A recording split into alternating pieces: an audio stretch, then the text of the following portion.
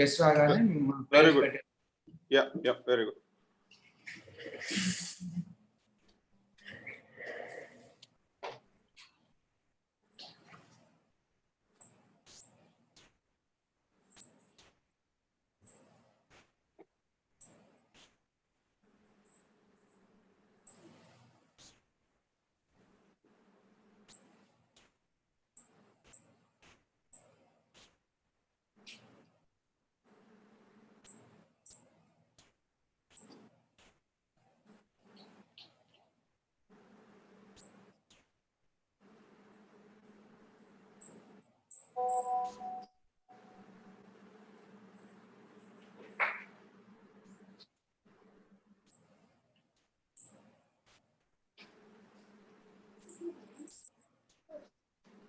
ఈయన కొడుకులకి 10 నిమిషాలు ముందరంటే 15 మినిట్స్ ముందరంటే అంటే రాస్కల్స్ ఒళ్ళు పొగరు నా కొడుకులకి.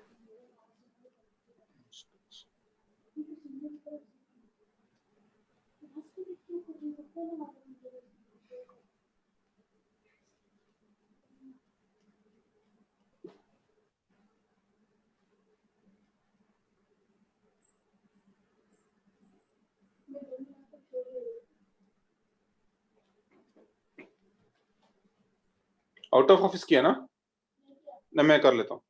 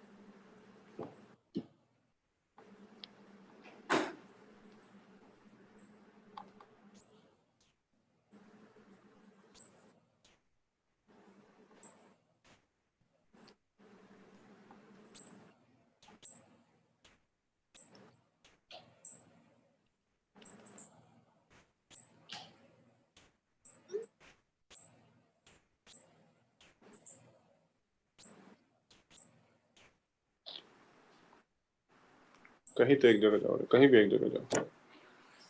Okay.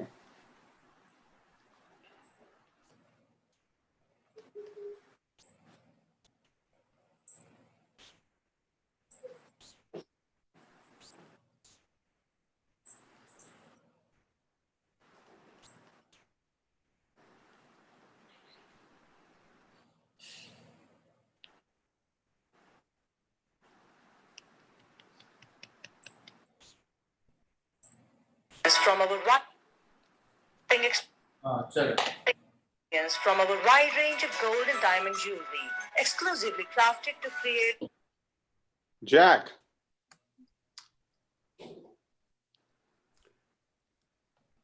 Arun, you there? Yeah, I'm here. Can you see me? I can see and hear you. You look great. Very good. And yourself too. Thank you, sir. Yep. So what's going on? All good? All is well, buddy. Up and down the state 8 days a week and enjoying every minute of it. 8 days a week, exactly. Yep, that's right. That's right. You know, did Maggie alert you? We've got about a half hour? Yeah, she did tell me that. Okay, great. Yeah, yeah. So we're on the same page here because the planes are grounded right now. We're not flying, you know, so I can't put my uniform on, so I cannot train cadets right now. So I'm just hanging in there. So very good. Yeah. So, all right, Lalesh? Yeah, okay, ready, sir. Okay. You ready, Jack? Ready when you are, Arun. Thank you for the opportunity. Sure, no, thank you for your time. 10 seconds. Yep. 9, 8, 7, 6, 5, 4, 3, 2, 1, go. Cue.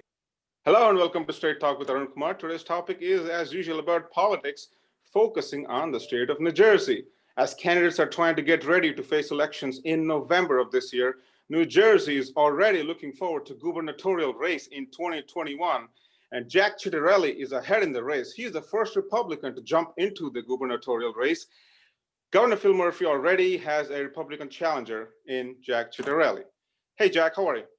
Arun, I'm great, buddy. Thank you. And it's great to be with you again. Yeah, thank you for your time. How's your day? It's going very, very well. It's a beautiful day out there. It's another day on the campaign trail. So I enjoy very much being out and about with the people of New Jersey. Campaign trail, but it's not until November 2021. Why so early? Well, if I learned anything from the last time around when I ran for governor 3 years ago in the Republican primary, is that we need to get an early start. And so that's exactly what I've done by declaring 20 months ahead of time.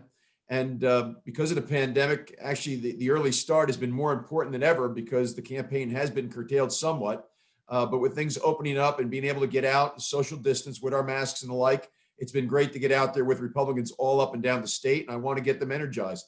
This is a very important election next year. At the same time, first things first. We've got Donald Trump on the ticket this year. We've got a great U.S. Senate candidate in Rick Mehta. Of course, we got our 12 congressional candidates on the ticket all throughout New Jersey. And then our local elections, whether it's the Freeholder Board, constitutional officers, and of course, mayor and council positions up and down the state as well. So it's a very important, and I'm up and down the state supporting as many Republicans as I can who are on the ticket this year. Well, there's always some election every year in the state of New Jersey anyway. So, right? There is. The good thing about our state constitution, and I've called for a constitutional convention because in many ways, our 1947 constitution really doesn't address the issues of the day.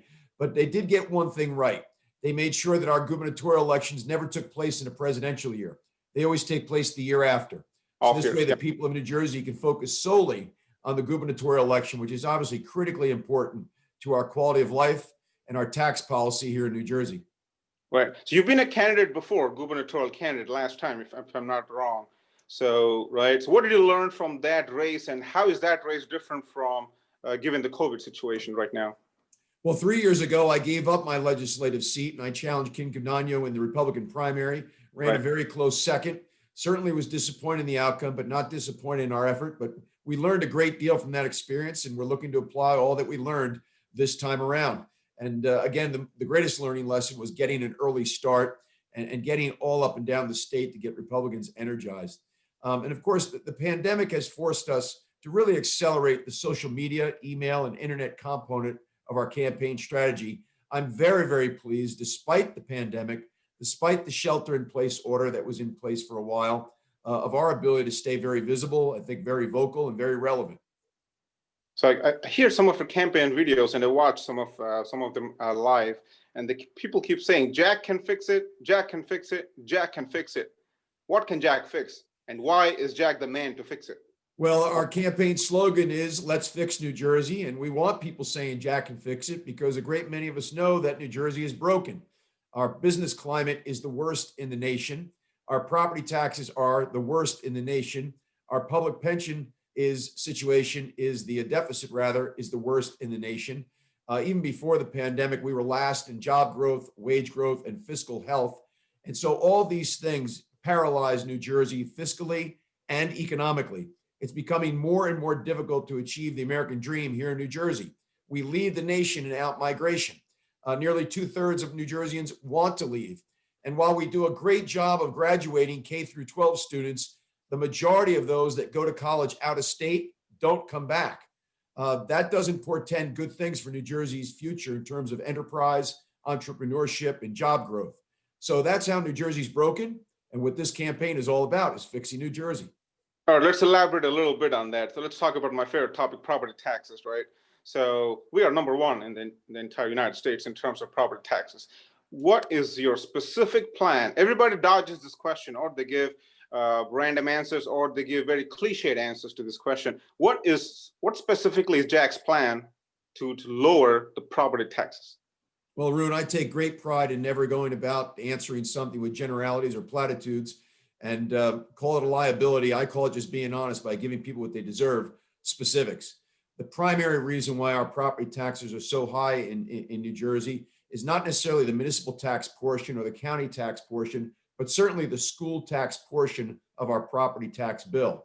And the reason that is so high is because we have a very, very unfair distribution of 10 billion plus in state aid to our schools. We need a new formula that provides a more flatter and an equitable distribution of that 10+ billion. We can't have 70% of state aid for schools going to less than 10% of our school districts. It's been that way for 40 years. A great many communities like Jersey City and Hoboken have had significant revitalization. It's time to have a flatter and more equitable distribution of state aid.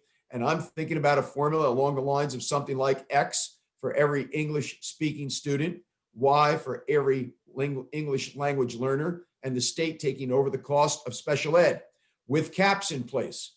And if school boards don't adhere to those caps, their state aid will be reduced. And that is the way to lower property taxes, primarily in New Jersey. We all know there's a great deal of cost inefficiency that comes with having 565 towns and 660 school districts. And I'll advocate for regionalization, but that will be up to local voters and local policymakers to decide for themselves. Did you start educating? Did you see any change? I'm sorry, and what? Did you start educating people on this? Did you see any change? Well, you bet I will. I mean, I'll go around the state and explain to people, hey, I'll take care of the one portion of the tax bill that I'm responsible for, and that's the distribution of state aid. But you need to take care of the county and municipal tax portion by talking about regionalized approaches and the consolidation of towns. But I'm not going to force that from Trenton. I don't think that imperialistic approach works or is well received. If people want lower municipal and county property taxes, they're going to have to advocate for regionalization at the local level. I'm not going to force that on them. I'll work in partnership with them, and there'll be grants available to make it happen once the decision is made. But that decision has to be made by people at the local level. In the list of your so-called broken things, you mentioned pension funds, right? So is pension fund system right now broken, or if yes, how will you fix it? Well, I believe that it is broken. I don't believe it's sustainable. And any of us that have owned a business, and I have, I'm an MBA CPA and a successful 2-time business owner. We all know the only way to reduce your benefits cost for employees is fewer people on the payroll and to change the benefit. I believe that state government is bloated by the tune of 5 to 10%. That's a reduction in staff of anywhere from 3,000 to 6,000 workers. I believe that all new hires need to go in a 401k with a 5-year moratorium on employer contributions. I believe that anybody that's currently in the system, but is in the system less than 10 years, needs to go into a cash balance plan. I believe that all those with more than 10 years in the system can continue under the old system. But I do believe that retirees whose pension plus their Social Security, and let's not forget that taxpayers paid for 1/2 of the Social Security for state workers. If your public pension plus your Social Security is more than $75,000, you'll begin to pay for your own post-retirement healthcare benefit. And if you take every penny saved from every one of those reforms and put it back into the pension system, we can make it solvent over the long term. So I can solve the pension problem internally. I don't need to go to taxpayers for more funding to sustain what I consider to be an unsustainable pension system. You also talk about fixing roads and bridges and transit. What's your plan on that? Well, certainly the infrastructure is the lifeblood of our economy, and it's got to be dependable. So we want to make sure that gas tax revenues are being spent appropriately. We want to make sure there's no waste. We want to make sure that the way we spend those dollars produces the maximum return on investment throughout New Jersey so that our infrastructure is state of the art. This is a sprawl state. There's no denying that. There's no getting around that, which means public transportation, whether it's busing or trains, have to be dependable, and our roads have to be dependable. So people have my word as governor that our infrastructure and our transportation system will work. I keep hearing about the Gateway Tunnel project. So for almost a decade now, I keep hearing that. So when will we ever get our tunnel? It's a great question. There are different components of the entire Gateway project, but the primary component is the third rail tunnel under the Hudson River, which is desperately needed. Really, the conditions for the 2 existing rail tunnels are unsafe, and constantly there are breakdowns and the like. So we can't have people, what should be a 45-minute commute, sometimes turn into a 2-hour commute. This has a terribly adverse effect on the quality of people's lives. And so we need the third rail tunnel underneath the Hudson. And our governor, in close partnership with our 14 congressional candidates, 14 congressional elected officials, rather, 2 U.S. senators and 12 members of the House, our Congress people, need to be on the same page and advocate fervently. I believe this is the perfect federally funded infrastructure program. When you think about what New Jersey means to the regional economy and what the regional economy means to the national economy, and the fact that both New York and New Jersey are donor states, we send more money to Washington than we get back. I think there's a very compelling justification for this being a federally funded infrastructure jobs program that would serve the nation extremely well. I think the Superstorm Sandy, excuse me, made the tunnel even more fragile, right? It did. It actually revealed how old the tunnels are and how dire their condition and how undependable they are. So Sandy only made a bad situation worse and made it all the more urgent for us to secure the federal funding to get that third rail tunnel under the Hudson. What do you think is stopping us from moving forward with that? I think it's an 11 point something billion dollar project, right? So what do you think is stopping us from moving forward? Well, I do think the right formula is for there to be cost sharing. If the federal government's not going to fund it entirely, certainly there are going to be cost sharing between New York, New Jersey, and the federal government. Whether the federal government funds 50% and New York and New Jersey split the other 50%, New York needs to have a skin in the game. That was the reason why the project was canceled way back when, about 11 or 12 years ago. New York didn't have a skin in the game, and they ought to. They benefit greatly from the 400,000 New Jerseyans that go into New York every day to work.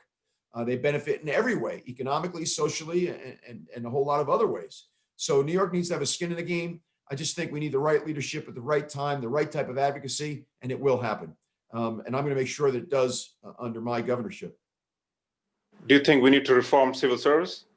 I do believe there's opportunities and a need for reforming civil service. It should not be incredibly hard to get rid of a worker that is not producing or has been insubordinate or is just not meeting the acceptable requirements, expectations of the job.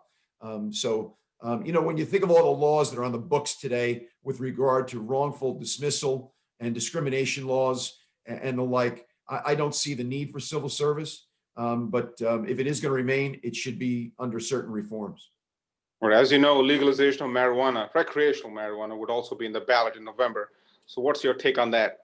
So it's going to be on the ballot. And, it's interesting how many times it's Republicans that are accused by Democrats of INR, initiative and referendum, and wanting to put things on the ballot to let the people decide. But here's another case of where Democrats have put a very big issue on the ballot. I don't believe this belongs on the ballot. I think there's a lot of aspects to it that may not be perfectly understood by the public.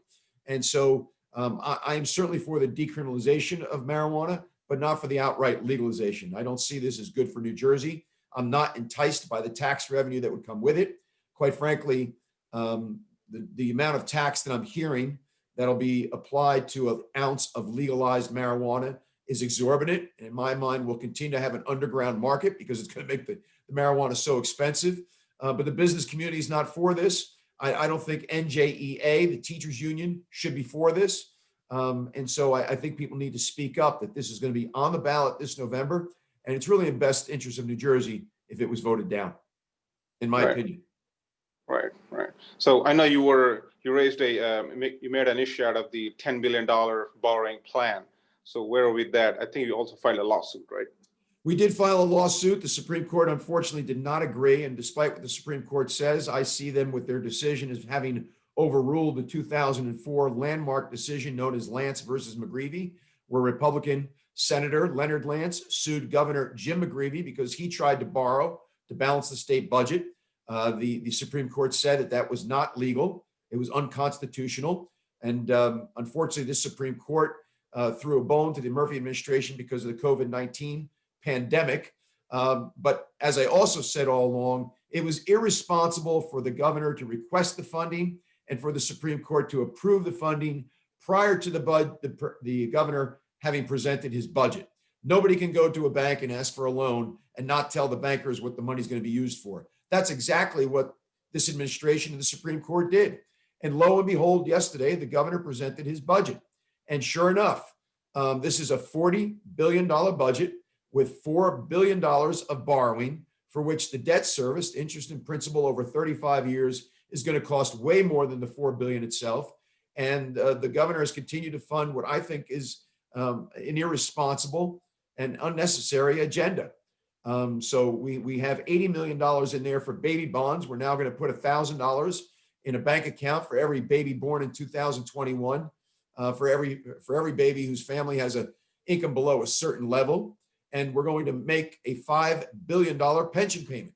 And we're also going to sock away $2.2 billion in surplus. Why not cut the pension payment in half, use another billion of surplus? And guess what? You don't need to borrow any money at all. And some might say that it's irresponsible to defer a pension payment. I would suggest that it's much more irresponsible to borrow to make a pension payment. And the baby bond scheme is just unbelievable to me. It's appalling and disgusting that we're going forward with this kind of program when we're having to borrow to keep the lights on in Trenton. What's your plan on Medicare? Or well, Medicare is a federal issue. I don't believe in Medicare for all. I do believe the healthcare system needs to be tweaked, but Medicare is not a perfect system. And I think our congressional leaders should focus on different ways to make Medicare more cost efficient. Here in New Jersey, what we work in partnership with the federal government on, as do the other 49 states, is the Medicaid system. And I believe that we need a whole new approach to Medicaid, which provides healthcare to the working poor and the uninsured and all those that experience barriers to healthcare. I would like to see it the way it was prior to the establishment of Medicaid, which was there were clinics that were established by hospitals that provided free care to those who qualified. And it was high quality care as opposed to this bureaucracy we now have that costs billions of dollars every year to manage under the current Medicaid system. You are a Republican, right? I'm a Republican. I'm a proud Republican. Correct. One of 1.3 million of whom live right here in New Jersey. Right. That's a problem in New Jersey. So that's my question. So New Jersey is majorly a Democrat-leaning state. So how do you think you can make your way through it? Well, listen, there are 1.3 million Republicans. There are 2.3 million Democrats, but the majority party in New Jersey are the unaffiliated independent voters, 2.4 million strong. They lean right. And they, in the end, dictate the outcomes of gubernatorial elections. And but there's more registered Democrats than Republicans. There's more registered Democrats. More registered Democrats than Republicans, but more registered unaffiliated independent voters than Democrats. Right. There's 2.4 million of them. And I will tell you, the great many Democrats that live, particularly in the suburbs, are what we consider soft Democrats that are not keen to Governor Murphy's proposals. They're not excited about voting rights for parolees. They're not excited about driver's licenses for illegal immigrants. They're not excited about sanctuary cities and sanctuary states. I don't know how keen they are on the new public school education curriculum. And so I see a real opportunity. And let's not forget, Arun, over the past 40 plus years, no Democratic incumbent governor has been reelected. Jim Florio, Jim McGreevey, and John Corzine were all one term. And I think a lot of times it has to do, as is the case with Phil Murphy, that their policies are inconsistent with what New Jersey's priorities are. The people of New Jersey want to hear our governor talk about property taxes, our worst in the nation business climate, and how to solve our public pension problem so it doesn't cause a crowding out effect in our state budget. So I see a real opportunity here. I actually see New Jersey, when it comes to gubernatorial elections, as a purple state that tints red. Yeah. So is Jack a conservative, a Republican, or a President Trump supporter, or Trumper, as some people call it? None of the above. All three. I'm all three. I'm a Republican.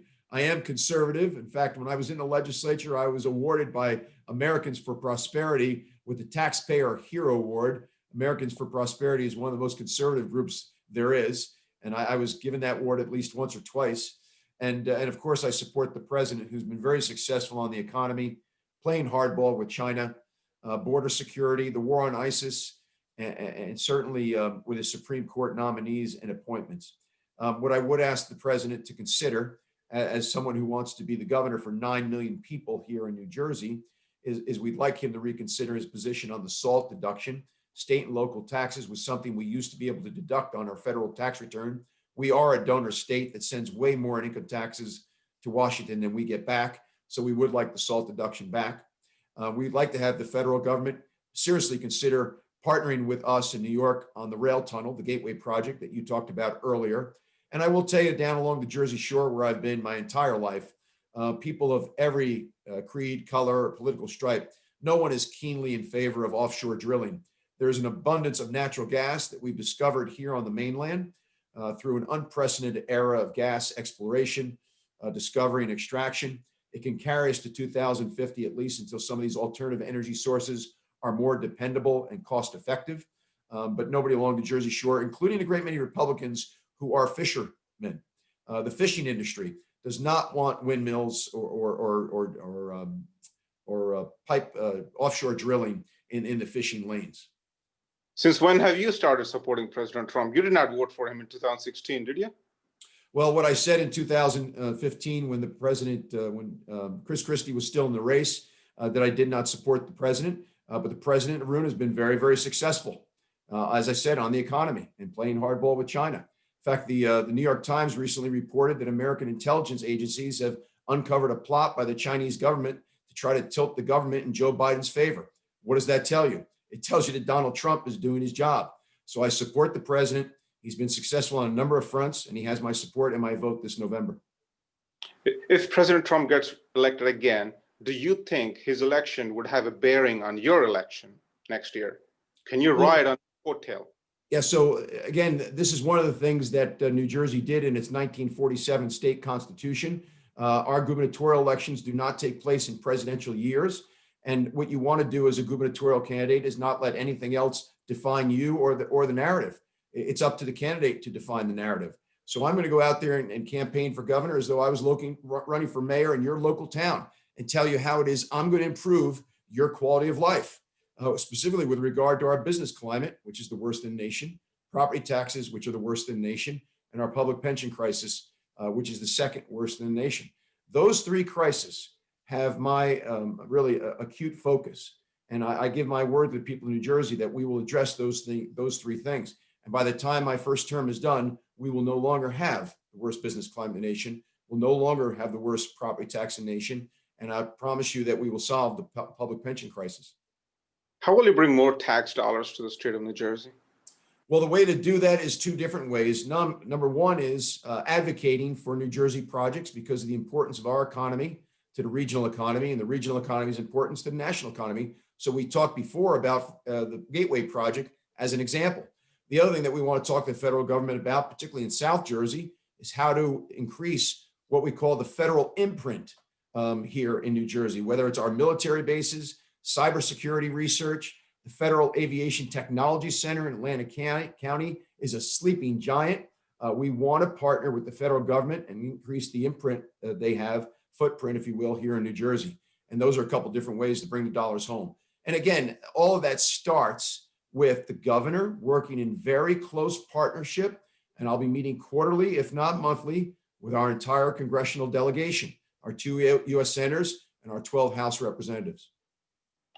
Cool. So finally, we have John Bramnick in the race, potential candidates. We have Chairman Doug Steinhardt, probably a potential candidate. So what makes Jack better than these folks? Well, there's only one candidate that I focus on, Arun, and that's Phil Murphy. It's my job to convince the people of New Jersey, and particularly Republicans here at the outset, there's only one guy that can win in November, and that's Jack Ciattarelli. I'm not a lawyer. John Bramnick and Doug Steinhardt are lawyers. I think we've had our share of lawyers. I'm not a Goldman Sachs banker. I'm not a Wall Street banker. I'm a Main Street business owner. I think we've had our share between Corzine and Murphy of Wall Street. Let's get Main Street in the governor's seat. So well, I'm an MBA CPA that's owned 2 very successful businesses here in New Jersey. I've employed people here in New Jersey. And the other thing I always call the people's attention is I'm the only candidate served 2 terms at the local level. I've served 2 terms at the county level as a freeholder. I've served 3 2-year terms in the state legislature. I term limited myself every single time. I never took the health benefits. And that's a very, very unique resume for someone who's running for governor. No one who's ever run for governor has had that resume, which I think is very unique and can go a long way towards serving the people of New Jersey well. Their priorities are my priorities. All right. But in order to get to Murphy, you got to get past these guys anyway, right? Well, listen, I'm the only declared candidate, and my focus is on Phil Murphy. By focusing on Phil Murphy, what I'll prove to Republicans from the outset is there's only one guy in the field who can beat Phil Murphy in November, and that's Jack Ciattarelli. I have a little fun trivia for you. All right. What's the salary of governor of New Jersey? $175,000. Pardon. Who is the first governor of the state of New Jersey? You know, and I don't. William Livingston. All right, Jack. That was just a Who was the last Democratic governor to be reelected? I don't know. Brendan Byrne, 1977. Since that time, no Democratic incumbent governor has been reelected. They've all been one-termers. It's my job to make sure Phil Murphy is one and done in 21. 1977. That's good news for you. It is. All right, Jack. Any final message for our viewers? No, Arun, I truly appreciate the opportunity to be with you. I look forward to next time. And it's always great to be with you and answer the questions that you have in mind. Thank you very much. And on behalf of our TV channels, Monarch TV International, TV5, wish you all the very best in your election. Very good. Thank you, Arun. Thank you. God bless America. Thank you.